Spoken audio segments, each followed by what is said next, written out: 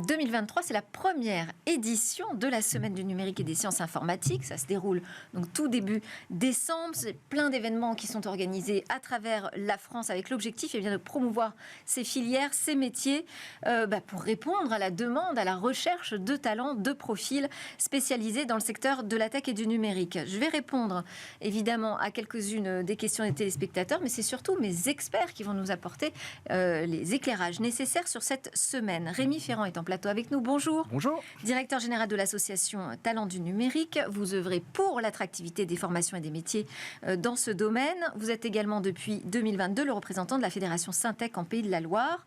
Un petit mot peut-être sur Talents du numérique.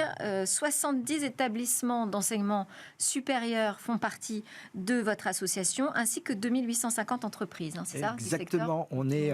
C'est la particularité de notre association de réunir les établissements de formation et les entreprises du numérique sur le sujet de l'attractivité, puisque tous les métiers techniques et scientifiques du numérique sont en pénurie. Donc ce sont le monde professionnel et le monde de l'enseignement supérieur qui sont unis pour créer notre association il y a une quinzaine d'années maintenant. Et donc on œuvre justement pour permettre la rencontre entre les professionnels et les collégiens, les lycéens, pour leur faire connaître les parcours, la diversité des métiers. Et donc, nous sommes à l'initiative de cette semaine du numérique et des sciences informatiques. Et donc, cette implication, elle n'est pas nouvelle, mais en revanche, les besoins sont croissants, donc de toujours plus présents. On va présenter quand même notre autre invitée, Peggy Vicomte, directrice générale du collectif Femmes Numérique. Bonjour. Bonjour. Femmes Numérique, donc initiative en faveur d'une meilleure représentation des femmes dans ces filières et métiers du numérique, née en juin 2018 à l'initiative de 6 associations. Là aussi, on voit la représentativité autour de ces sujets. On peut citer le SIGREF, Numéum, Talents du numérique évidemment, la FMD, la CGE, Social Builder, plein d'acteurs publics, privés, associatifs. Alors, je voulais qu'on commence quand même par une question de contexte, parce qu'on parle de combien de postes à pourvoir, là, aujourd'hui, dans ces métiers du numérique? Aujourd'hui, on est sur un besoin de plus de 200 000 emplois à horizon 2027. Et le sujet, c'est qu'on a un manque, on parle de guerre des talents, on a un manque de ressources, tous secteurs confondus. On sait que 8 métiers sur 10 vont être impactés, sont déjà impactés par le numérique. Et donc, Femmes Numérique, la baseline de Femmes Numérique, c'est pourquoi se priver de 50% des talents. On pourrait régler une partie du problème si on embauchait les jeunes femmes qui souhaitent travailler sur ces filières. Ouais. Et puis, beaucoup de créations d'emplois qui sont prévues aussi dans ce secteur. Exactement. Il y a un rapport important de France Stratégie, de la DARES, sur les métiers en 2030. Et le premier métier en 2030 en termes de recrutement, c'est l'ingénieur en informatique, devant les métiers de la santé, du service à la personne. Donc, c'est le premier emploi, c'est l'ingénieur en informatique. On estime qu'il manque en gros 10 000 diplômés par an dans le numérique chaque année. Donc, c'est des milles qui s'accumulent, bien évidemment, d'où le fait qu'on soit tous et toutes mobilisés pour faire en sorte que ces métiers trouvent leur public. Alors, cette journée, je disais que c'était la première édition, mais en fait, c'est un peu un renommage aussi de ce qui se faisait par le passé, la journée NSI. Pourquoi est-ce que ça a changé? Est-ce qu'il y a une nouvelle impulsion qui est donnée par rapport à la journée NSI? Alors, ça a changé, notamment puisqu'il fallait donner un peu plus de temps et de plus amples créneaux pour les entreprises, les établissements de formation et les centres de recherche pour s'organiser, pour faire ces fameux événements et faciliter la rencontre. Ça nous permet aussi d'avoir des temps extrascolaires le mercredi et le samedi pour permettre encore une fois de toucher pas uniquement les collégiens et les lycéens, mais aussi parfois leurs proches, qui sont des prescripteurs, on le sait, en matière d'orientation. Donc une journée, ça suffisait pas. Ça suffisait pas, et ça permet aussi de démultiplier le nombre d'événements. Donc on avait une centaine d'événements l'année dernière, on a 400 dates prévues, donc entre le 4 et le 9 décembre. Donc ça permet aussi une explosion des événements, et on peut s'en réjouir. Alors, quand on parle des métiers du numérique, on parle de quel métier exactement? On a une citation là, un ingénieur en informatique, d'accord, pas que ça. Non, les métiers du numérique, c'est différents métiers. Il y a 15 métiers phares, mais en fait, il y en a beaucoup plus. On peut travailler dans le numérique, dans l'agriculture, par exemple. Aujourd'hui, on sait qu'un agriculteur ou une agricultrice peut utiliser des capteurs et un programme pendant la mise bas pour aller se reposer et surveiller la mise bas à distance. On parle aussi de numérique dans la santé pour peut-être détecter des cancers de manière non invasive.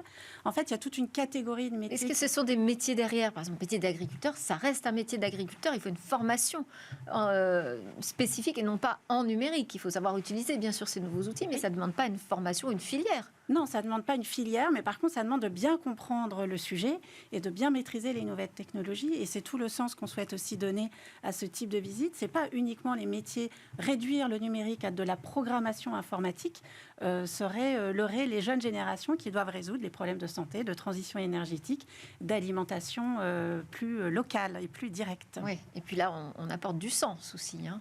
C'est tout l'intérêt de ce travail sur la communication du numérique, et ce qui fait qu'on a peut-être pas su parler à certains publics, notamment le public féminin, c'est porter la question du sens, le sens du numérique, à quoi ça sert.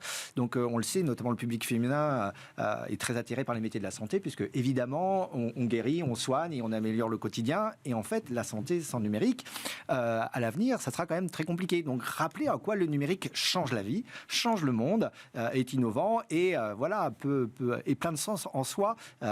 En parlant d'agriculture, en parlant d'agroalimentaire, en parlant de santé, tous ces secteurs étant impliqués. On a besoin donc de nouvelles compétences, mais est-ce qu'on a vraiment un problème d'attractivité dans le numérique? Parce qu'on a l'impression quand même avec cette Startup Nation, la French Tech, on se dit bon, tout le monde veut monter sa boîte aujourd'hui.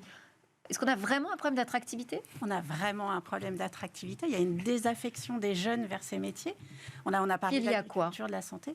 Une méconnaissance en fait des métiers, et puis on pense qu'ils sont digital natives, donc ils savent l'utiliser, mais ils ne comprennent pas la conception, ils n'ont pas envie de s'appliquer dans la conception et dans l'amélioration de nos systèmes d'information. On a parlé de métiers un peu connexes, évidemment, il y a les métiers de direction de systèmes d'information, de cybersécurité, qui là sont au cœur du numérique, et là on a une désaffection complète des jeunes, et tout particulièrement des filles qui ne se dirigent pas vers ces métiers. Et pour rebondir, c'est vraiment de faire en sorte que les jeunes ne soient plus seulement consommateurs, mais acteurs. C'est-à-dire qu'ils sont évidemment consommateurs du numérique au quotidien, face à leurs écrans, mais ils ne se posent pas la question de ce qu'il y a derrière. Donc comment ces outils ont été développés, quels sont les services associés. Donc c'est ce basculement entre la consommation et l'action, et la réflexion aussi, puisqu'il faut penser le numérique, qu'on porte tous collectivement. Et pourquoi ce défaut d'attractivité ? Pourquoi on attire moins de jeunes aujourd'hui dans ces filières, dans ces métiers ? Alors, il faut dire que déjà le numérique est aussi en croissance, voire hyper-croissance. Donc, nos besoins aussi ont explosé par rapport à ultérieurement. Est-ce que ce n'est pas un miroir déformant ? Est-ce que c'est l'accroissement du numérique qui fait qu'on manque de talent ? Est-ce qu'on a vraiment un problème d'attractivité ? Un peu des deux, vous allez me dire, c'est ça ? Oui, on voit qu'il y a un peu moins d'élèves ingénieurs, de candidatures dans les écoles d'ingénieurs ces 2 dernières années. Pour parler plus particulièrement des filles, on voit par exemple ces 2000 filles qui ont choisi la spécialité NSI en terminale, oui. Et c'est 1 sur 2 qui l'abandonne entre la première et la terminale. Donc en fait, il y a finalement un gap à passer entre la partie technique du numérique et l'explication de ce que ça peut amener dans notre projet des usages et dans notre projet de société en fait. Oui, ça c'est un levier intéressant. Qu'est-ce qui va se passer Donnez-nous quelques exemples de ce qui va se passer pendant cette semaine. Alors très concrètement, on a demandé à nos entreprises, à nos établissements de formation et aux centres de recherche d'aller à la rencontre des collèges et des lycées, donc pour déjà exposer effectivement la réalité des parcours, avoir aussi ce rôle de rôle modèle pour rendre palpable et tangible de ce qu'est un parcours et ce qu'est un parcours professionnel numérique. Et réciproquement, on a demandé à ces organisations d'ouvrir leurs portes au collège et au lycée pour, là encore une fois, rendre concret ce que c'est la vie d'un professionnel du numérique, puisque finalement l'objet c'est quand même de déconstruire des représentations fausses ou négatives que les jeunes peuvent avoir. Donc en facilitant la rencontre entre ces professionnels et ces jeunes, en disant à ces jeunes, voilà, il y a des professionnels numériques proches de chez vous, c'est encore une fois c'est concret et vous pouvez vous identifier, vous pouvez avancer. C'est quand même ça l'objectif de cette semaine-là, c'est cette rencontre et rendre concret, palpable ces parcours. Du côté de Femmat Numérique ? Alors, on a mené un partenariat entre les French Women in Big Data et l'Académie de Paris. Donc, il y a des lycées qui ont levé la main pour aller visiter des entreprises, plutôt des grandes entreprises, sur l'Académie de Paris, en l'occurrence, cette année, mais on espère évidemment le faire dans l'ensemble des académies. Il y a aussi un des Girls Tech Day qui vont se passer en Guadeloupe.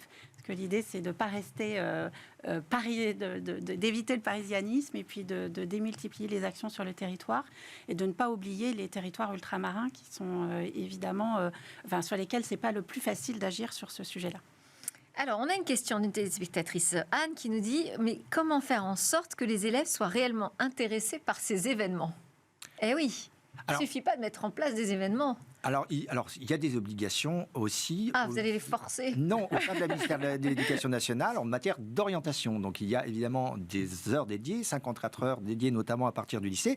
Et donc, la découverte des métiers, c'est quand même un grand enjeu de l'État, du gouvernement, du ministère de l'Éducation nationale. On sait qu'il y a, dès la 5e maintenant, une volonté de faire découvrir les métiers. Il y a aussi le stage de 3e, il y a aussi le stage de seconde. Donc, en fait, les rencontres sont déjà planifiées. L'idée de cette semaine, c'est quand même de faire en sorte qu'il y ait beaucoup d'événements pour massifier et pour avoir une communication spécifique dédiée pour, au-delà de la rencontre, toucher, encore une fois, d'autres médias tels que vous, faire passer la petite musique du numérique pour toucher aussi les parents, les proches, les enseignants et ainsi de suite, puisqu'on sait très bien que dans le choix d'orientation, il y a des prescripteurs.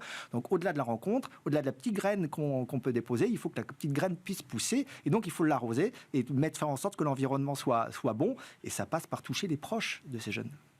Même question, hein, comment est-ce qu'on va motiver les jeunes filles à s'intéresser à cette semaine, aux événements, et puis à pousser un petit peu plus loin leur curiosité? Oui, c'est vrai, il y a une vraie volonté du côté de Famat Numérique de travailler avec les académies pour sensibiliser les équipes encadrantes, les équipes enseignantes aux enjeux de nos métiers, parce que c'est évident, on ne peut pas leur demander de tout faire, de tout connaître, surtout. Donc évidemment, il y a une approche aussi pédagogique. Nous-mêmes, enfin entreprises et associations, devons faire acte de pédagogie pour expliquer ce qu'est le numérique aux équipes enseignantes et encadrantes. Donc ça passe, je dirais déjà, par le corps professoral qui doit être impliqué dans cette semaine et transmettre son envie de participer à ces événements. Et je me permets d'ajouter qu'on a du coup aussi le soutien de 3 ministères, le ministère de l'Éducation nationale, le ministère de l'Enseignement supérieur et le ministère de l'Économie et Finances. Absolument. Ça montre bien que c'est un sujet et un enjeu sociétal, mais également économique. Donc les 3 aussi mobilisent leurs troupes et ça nous fait des relais localement. Donc merci à eux. Enjeu économique, sociétal, social aussi, hein. Oui, on parle d'emploi, on parle de... Voilà, puis c'est la question de l'émancipation des femmes, de l'autonomie financière. Est-ce que ces jeunes filles qui ont une appétence, une compétence pour le numérique peuvent y trouver des métiers où il y a des emplois bien rémunérateurs, stables? Donc c'est la question aussi de l'émancipation de ces jeunes filles. Moi, j'ai quand même envie de vous poser cette question un peu piège. Comment est-ce qu'on fait pour préparer des jeunes générations dans des écoles, à travers des formations, à des métiers dont on ne connaît pas encore l'existence? Ça va tellement vite dans le numérique. C'est le fameux apprendre à apprendre. Ça veut dire qu'au-delà effectivement de l'apprentissage d'une technique ou d'une science à un moment donné, on leur apprend comment apprendre. Et donc on sait très bien, et Peggy le disait fort justement, que c'est un engagement sur le long terme et qu'il y a la formation professionnelle, que certainement ils devront se former au long cours pour rester effectivement bons dans leur métier ou dans leur futur métier. Donc c'est ce fameux apprendre à apprendre qu'on a dans ces formations, parce qu'effectivement les compétences peuvent devenir caduques. Et donc, il est bon d'être toujours vigilant et de toujours se former. Et cette semaine, elle est dédiée aussi à la formation continue, ou pas seulement à des jeunes filles, mais aussi à des femmes? Alors, la partie reconversion n'est pas forcément intégrée dans la semaine NSI, qui est vraiment une action qui est dirigée en direction des établissements scolaires. Je me permets de revenir sur la question des soft skills, en fait, c'est-à-dire l'approche par compétence est une approche qui est très utilisée aujourd'hui dans l'éducation nationale pour justement essayer d'aller au-delà de l'apprentissage des disciplines et des techniques sur le comportement et l'adaptabilité de nos jeunes. Donc pour les actions reconversion, formation continue, tout ça, il faut suivre vos associations et vos initiatives tout au long de l'année. Merci beaucoup Peggy Vicomte, déléguée générale de Famat Numérique, et Rémi Ferrand, directeur général de Talents du Numérique. Je vous souhaite une excellente semaine prolifique. Merci. Allez, juste après, on se termine avec notre rendez-vous avec David Lacomblay qui va chroniquer. Mais où va donc Twitter X ?